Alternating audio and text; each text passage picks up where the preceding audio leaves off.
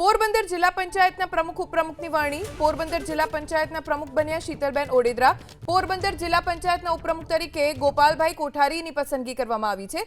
શીતલબેનના પિતા રમેશ ઓડેદરા પણ પ્રમુખ રહી ચૂક્યા હતા. ગોપાલભાઈ અગાઉ જિલ્લા પંચાયતના ઉપપ્રમુખ તરીકે ફરજ બજાવી ચૂક્યા છે.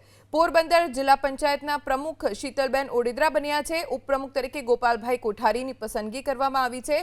શીતલબેનના પિતા રમેશ ઓડેદરા પણ પ્રમુખ રહી ચૂક્યા છે અને ગોપાલભાઈ અગાઉ પણ જિલ્લા પંચાયતના ઉપપ્રમુખ તરીકે ફરજ બજાવી ચૂક્યા છે.